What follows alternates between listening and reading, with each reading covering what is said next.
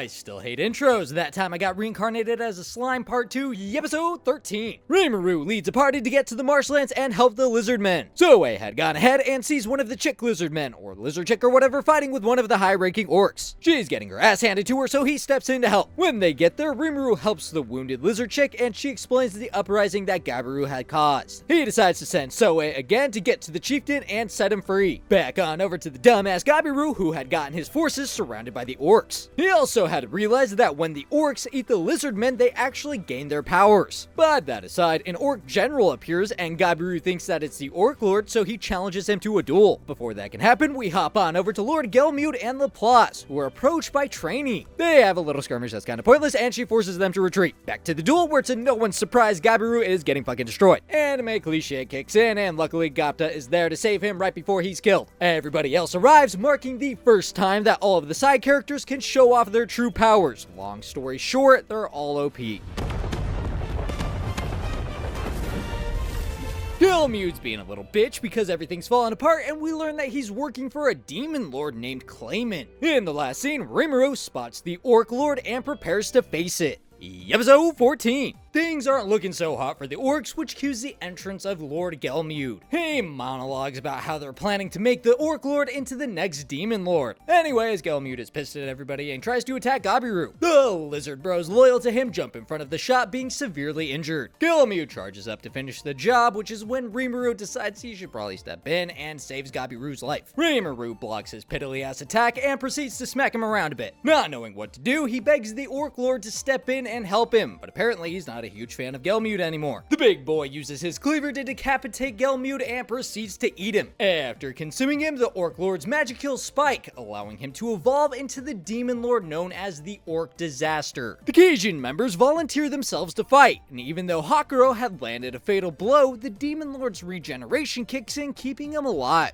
Rimuru lets the great sage take over in autopilot mode to fight the demon lord, but it turns into a stalemate when Rimuru's flames aren't enough to kill it. This forces Rimuru to take off the autopilot and switches into his slime form. This turns into a battle between the demon lord's starved ability and Rimuru's predator ability. While consuming him, Rimuru sees that the orcs were living in famine, so the demon lord went out to find food for them, which is when he ran into Gelmute. The demon lord is put to rest, and with him gone, the effects of the starved ability were removed from the orcs, putting an end to the conflict. Technically, the Keijin alliance should come to an end now that the orcs have been dealt with, but they request to keep working with Rimuru anyways. Episode 15. There is a meeting between all of the races to decide what happens now. In summary, Rimuru absolves the 150,000 remaining orcs of their crimes, and everybody agrees to work together in the forest. Trainee titles Rimuru as the Chancellor of the Jura Forest Alliance, putting him in charge. The orcs also need a new leader, so Rimuru names one of the pig boys Geld, which is the same name that the demon lord had possessed and was given by Gelmute. He went on to name all 150,000 orcs, and of course the lizard man chief received the name Abi. His son Gabiru was charged with treason for the uprising and banished from the clan. The lizard bros loyal to him decide to go with him in their search for a new home. Gazelle Dwargo comes to meet with Rimuru after hearing about how he had evolved all of the orcs and about their new thriving society. Gazelle wants to determine Rimuru's worth through a duel with swords. Rimuru is able to defend all of his attacks, making him the winner and earning Gazelle's respect. Minor plot twist, Hakuro was actually Gazelle's master growing up, which is why Rimuru knew how to block his attacks. Later, while eating, Gazelle suggests that they form a treaty together, which would acknowledge Rimuru and his followers as a new nation. The nation becomes known as the Jura Tempest Federation, and the town they're in is named Rimuru and made the capital. Episode 16. Gazelle also gives Rimuru Vesta, since his talents are going to waste and Kaijin is told to look after him. To no one's surprise, Gabiru and the boys joined their ranks also, and his sister had tagged along, being given the name Sulka. After given their names, the lizard men evolve into dragon newts, which are surprisingly similar to humans, and Zoe is tasked with training them. For some reason, Gabiru had kept the same name, but it was acknowledged by Rimuru, which causes him to evolve also, but instead of looking like a human, bloom and he just turns purple. Vesta is tasked with researching new healing potions in order to mass produce the ones that Rimuru makes. Now we hop on over to the demons, where we meet the new waifu candidate of the show, Milim Nava. Also attending the meeting are the demon lords Carrion and Frey. They discuss the fact that since Veldora is gone, the non-aggression pact should be discontinued. This is what Milim was hoping for, so she goes to meet with Rimuru. When she arrives, she talks with Rimuru and says that she's just there to say hi. The Kijin fears she might be a threat, so they attack her, but she's way more powerful than all of them. Rimuru steps in to put an end to the conflict and learns from the great sage that her magic skills are 10 times higher than his. He negates the chasm of difference in their skill by feeding her some honey. She loves it so much that she agrees to call it a draw and never attack them again in exchange for some more. Jump ahead just a bit and she decides that her and Rimuru are now best friends and she wants to live in their village. That seems nice on the surface, but the others speculate that befriending her might upset the balance between the demon lords. Episode 17.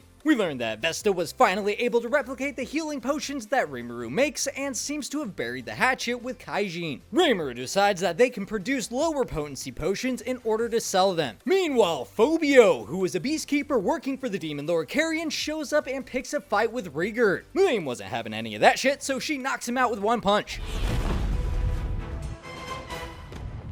They talk with him once he had recovered, and he explains that he was sent there to force everybody in the town to serve Carrion. Rimuru doesn't want any conflict, so he lets him go and says that Carrion can meet with him formally if he wants to talk. Milim tells him about their plans to make a puppet demon lord, and now that that's fallen through, apparently they're the new target. We then see that the kingdom of Falmuth had deployed a scouting party led by a man named Yom to investigate the rumored Orc Lord. While heading through the forest, they come across Fuse and the three adventurers who are on their way to meet with Rimuru. They're being chased by a huge monster when Gapta comes across both parties. Gapta, being the hidden gem of the show, saves everybody's lives by one-tapping the monster and securing food for the entire village. Rimuru is hoping to form trade with both Bloomin and Falmuth, which they're open to since King Gazelle had recognized them as a nation. He convinces both of them to spread the rumor that Yom and his men were actually the ones that defeated the Orc Lord while the Tempest Nation lent them supplies and aid. This fabricated story will make them appear as a less threatening group and raise relations with the kingdoms. Yom and his companions are won over by Rimuru, so they swear their allegiance to him, also increasing their numbers even more. We then meet a new face in Tyr, who meets with Lord Clayman. They discuss Rimuru, and she also tells him that Frey seems to be getting ready for a fight, saying that Charybdis was going to be revived. He then tasks her with going and finding the location of the seal to see if it's possible to tame Charybdis.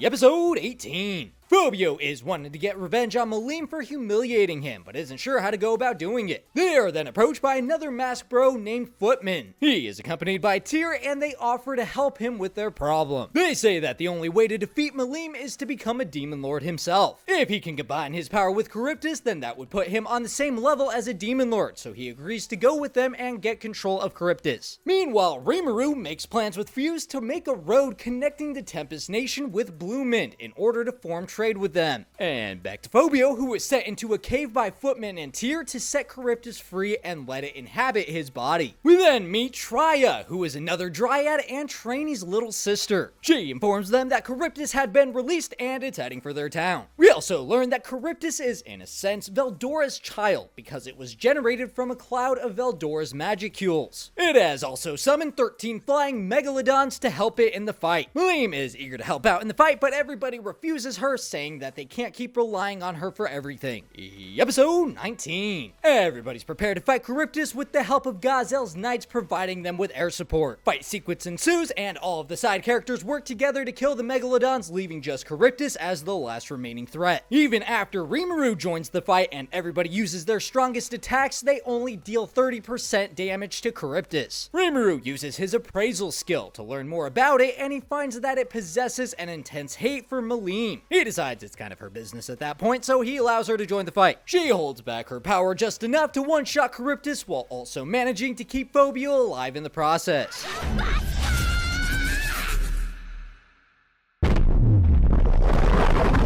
Charybdis' aura is removed from Phobio and absorbed by Rimuru. When he regains consciousness, he apologizes for the trouble and explains that he was helped by Footman and Tyr. They label them, along with Laplace, as members of the moderate Harlequin Alliance. Rimuru, of course, decides to forgive Phobio for his actions, and then they meet with his master in Carrion, who is eavesdropping nearby. Carrion reprimands Phobio by smashing his face into the ground and agrees to enter a non-aggression pact with the Tempest Nation as an apology. Episode 20. Things have calmed down a bit after the fight, and Milim decides to go back to work as one of the Demon Lords. Later that night, Rimuru has a dream of Shizu pleading to save the children. He thinks that this could be one of her regrets, so he decides to go to the kingdom of Ingracia where Shizu used to teach. Him and Ranga head to Ingracia to find the school Freedom Academy, which was established by one of Shizu's students. Arriving at the Free Union headquarters, he goes to meet with the Grand Master. He is greeted by Shizu's old student, Yuuki Kagurazaka, who at first isn't too happy to see him wearing Shizu's mask. They almost get into a fight, but Rimuru convinces him that he is from Japan like Yuuki, and the two of them hit it off talking about manga and anime. After explaining that Shizu's regret was leaving behind her students, Yuuki is able to have Rimuru take over Shizu's class to teach in her stead. Yuuki also explains that the 5 children are summoned, and when they are summoned as children, they are given power to fulfill a certain role. It's possible that their tiny bodies can't take the massive fluctuation of energy and abilities, which will cause their bodies to be incinerated.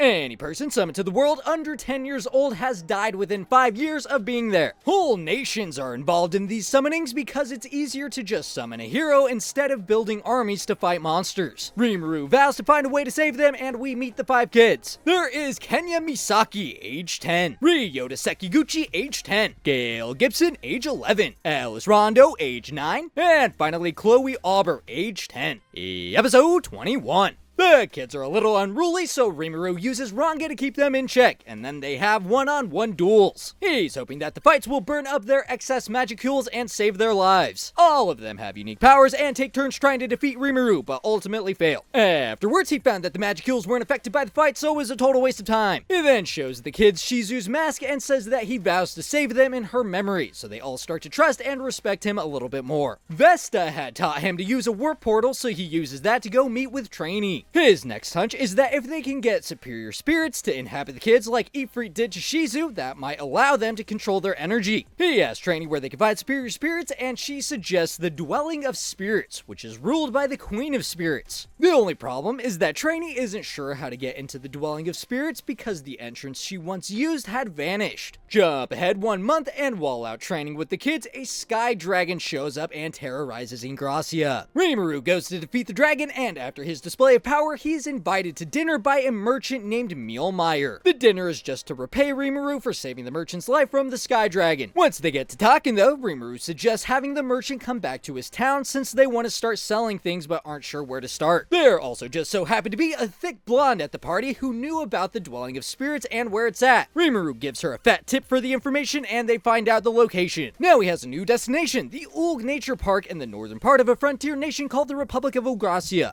Episode 22. Rimuru takes the kids there, and they go through the entrance ending up in a labyrinth. They hear a voice that tasks them with destroying a robot before they can meet with the spirits. Looks intimidating, but Rimuru is able to one-shot it with his fire.